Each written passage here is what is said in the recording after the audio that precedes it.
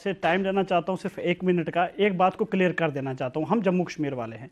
हमें हमेशा ये बोला जाता है, जब भी हम बीजेपी का विरोध करते हैं हमें एंटी नेशनल बोला जाता है, और हमारे पर किसने बोला आपको एंटी नेशनल? बहुत ज्यादा ट्विटर पर ट्रेंड और एफआईआर भी लगती हैं जिसमें कोर्ट में डिस्चार्ज हो जाती है। अब उसमें मैं एक चीज बोलूंगा, क्यों बोला जाता है, क्योंकि बार बार पाकिस्तान को बीच लाया जाता है। मैं आज आपके चैनल से, देश देख रहा, दुनिया देख रही है, मैं कहता हूं हिंदुस्तान से बेहतर लोकतंत्र, सॉरी पाकिस्तान से बेहतर लोकतंत्र हिंदुस्तान के अंदर है, बेहतर डेमोक्रेसी हिंदुस्तान के अंदर है। पाकिस्तान के आज पाकिस्तान नहीं, वो डॉलरस्तान बन चुका है। वो जर्नैल जो है जिन्होंने पाकिस्तान को, और नवाज शरीफ जिसकी हुकूमत है आज पाकिस्तान ने, उन्होंने पाकिस्तान की आवाम को तबाह किया। उन्होंने अपनी लड़कियों को वहां घसीटा है, उन्होंने अपनी लड़कियों को, अपने लोगों को जेलों में बंद किया। मैं उस मुल्क से क्या मोहब्बत करूंगा, मैं उस मुल्क से क्या प्यार करूंगा? लेकिन जब मुझे यह बोला जाता है यहां कि तू एंटी नेशनल इसलिए कि तू बीजेपी से सवाल पूछता, तो तब दुख लगता है। अरे आपको कौन एंटी नेशनल बोलते तो आपको शो में सुनिए, नहीं, मैं लोगों की, हमें नहीं, मुझे हमारे जैसे लोगों को, अरे बहुत लोग बोलते हैं, हम लोगों को भी गाली देते हैं, इसमें क्या पब्लिक का सर्टिफिकेट थोड़ी लेते हैं। वही चीज। दूसरी बात हम ये कहते हैं कि हम जम्मू कश्मीर वाले सिर्फ चाहते हैं कि जम्मू कश्मीर के अंदर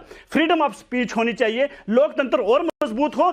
अगर बीजेपी की कमियां हैं तो उनके खिलाफ सवाल पूछने की इजाजत हमें नहीं तरीके से होनी चाहिए। वकार भाई, मैं आपसे यही तो कह रहा हूं, आप कश्मीर के हैं, आप कश्मीर को अच्छा होता हुआ देखना चाहते हैं, तो आपको तो खुशी है कि अब वहां युवा पत्थर नहीं चला रहे, इसकी खुशी है आपको? मैं चाहता हूं गोली भी ना चले वहां। गोली भी ना चले, गोली चलाने की संख्या भी कम हुई है। अगर रजौरी पुंछ के अंदर, वकार भाई, अगर गोली चलाने की संख्या कम हुई है, आप मानते हैं? हुई है पहले, वहां पे सिविलियंस की डेथ कम हुई है, आप मानते हैं? जी। पत्थरबाजी की घटना 0 हो गई, आप मानते हैं? रिकॉर्ड टूरिस्ट आ रहे हैं, आप मानते हैं? प्रोजेक्ट जो पिछली सरकार ने शुरू किए, आपने किए, वो पूरे हो रहे हैं, आप मानते हैं? तो धीरे धीरे काम हो रहा है ना सर? 30 सेकंड में सर, मैं चाहता हूं सिर्फ मेरी 3 डिमांडें आज के टाइम में। एक, मैं जम्मू कश्मीर से अपने देश की सरकार जो खासकर नरेंद्र मोदी जी से बस इतनी रिक्वेस्ट करना चाहता हूं। सर एक देखिए, रजौरी पुंछ पीर पंजाल में कभी 25 साल में कोई बुलेट नहीं चला, वहां 50 सेना के जवान, उन मां के बेटे मारे गए हैं। वहां 10 से ज्यादा, 15 से ज्यादा सिविलियंस वहां रजौरी पुंछ में मारे गए। कश्मीर में भी टारगेट किलिंग होती है कई बार, कभी सिविलियंस को, कभी नॉन लोकल को मारा जाता है। मैं कोई भी जान नहीं देखना चाहता हूं, चाहे हिंदू हो, मुस्लिम हो, सिख हो, ईसाई हो,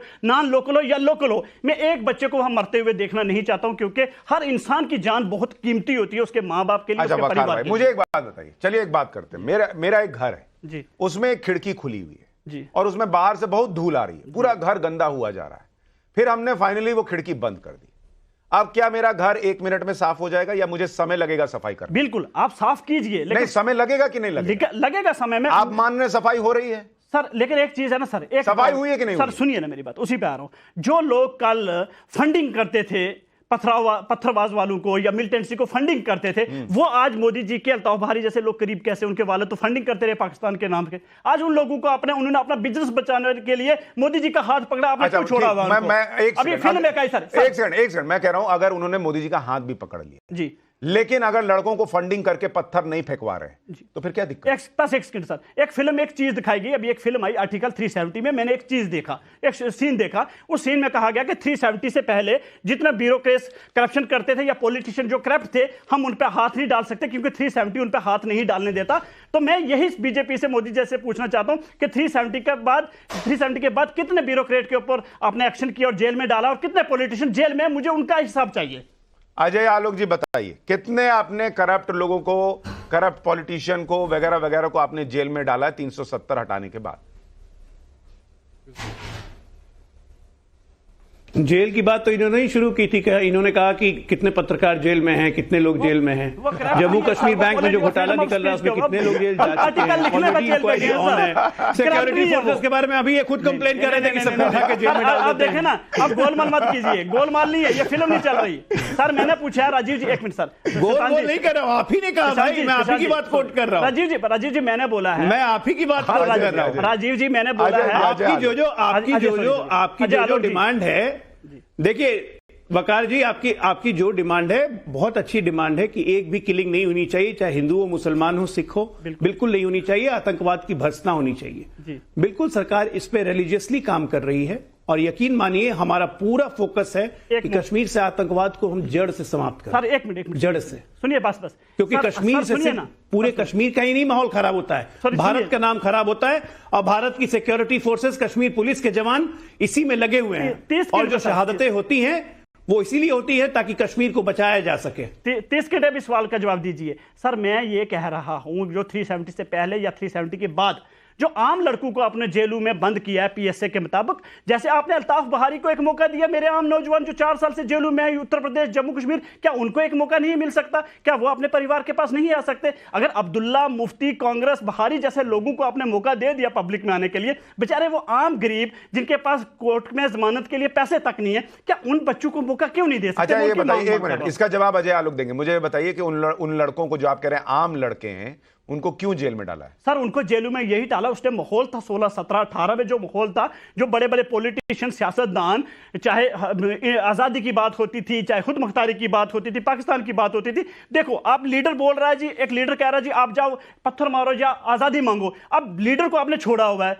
आपने आम लोगों को अंदर डाला हुआ है, तो ये आप कह रहे हैं कि ये वो लड़के हैं जेल के अंदर गए हैं जो आजाद कश्मीर चाहते थे, जो पत्थर चलाते थे। हाँ, जिनको किसी न किसी टाइम पे यूज किया गया। हाँ, यूज किया, और जो यूज करने वाले वो बाहर हैं। नहीं, मैं एक बात कह रहा हूं, इसका मतलब कोई भी निर्दोष तो नहीं है सर, निर्दोष पाकिस्तान के साथ जाने की बातें करता था या वो पत्थर चलाता था? आप समझे नहीं। आप कह रहे हैं आज की डेट में छोड़ दो, वो बदल गया है इसलिए उसको छोड़ दो। क्या सर अल्ताफ बहारी तो बदला? नहीं, आपको कैसे पता वो जेल के अंदर बदल गया है? सर वो बाहर आके फिर पत्थर नहीं चलाएगा, वो पाकिस्तान जिंदाबाद के नारे नहीं लगाएगा? दोबारा बंद नहीं कर सकते आप दोबारा अंदर तो मतलब सबको पहले बाहर कर दें और उसके बाद वो बाहर आके गंदगी करे तो फिर सब कोटा के अंदर सर शशांक जी एक मिनट रुकिए। यासीन मलिक कहां जेल में है ना, एक मिनट, सजा मिली उनको उम्र कैद की, उन्हीं का एक साथी बीजेपी में है, वो भी उस टाइम लोगों की किलिंग कर रहा था, वो क्यों देशभक्त बन गया था? भाई यासीन मलिक क्यों सजा भुगते? फिर सजा तो दोनों भुगते, क्राइम तो क्राइम होता है ना सर।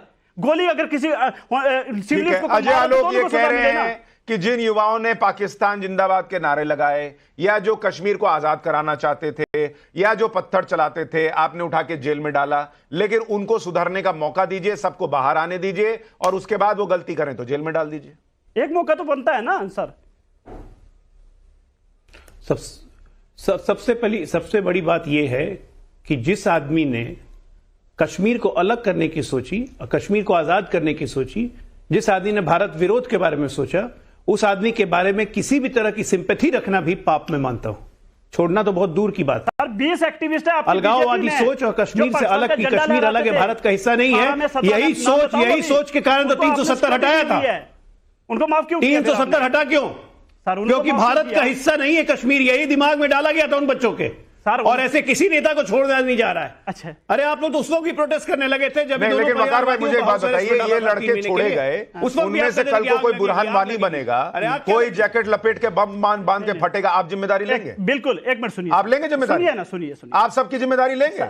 इनसे कागज पे साइन करा के छोड़िए। बिल्कुल, आप लीजिए ना बॉन्ड, उसके बाद लोगों की जान जाएगी तो आप क्या कीजिएगा? सर माँ बाप से बॉन्ड लीजिए, माँ बाप है, परिवार, माँ बाप तो पहले भी थे उनके, लेकिन वो किसी के बहकावे में पाकिस्तान जिंदाबाद का नारा लगा रहा था। सर एक बात सुनिए ना, जो बीजेपी में ज्वाइन हुए आज के टाइम, जो 1918 में पाकिस्तान के झंडे लहरा रहे थे, पत्थर मरवा रहे थे लीडर, उनको क्यों आपने माफ कर? अरे भाई, जिसको यहाँ का लीडर बहका दिया कि आजाद कश्मीर करा लो, कल को पाकिस्तान बहका देगा, फिर बाहर निकाल के कौन जिम्मेदारी? लोग अभी क्यों? चलिए ठीक है, मेरे पास समय इतना ही था, मैं जल्दी से, अभी तक 37,000 से ज्यादा लोगों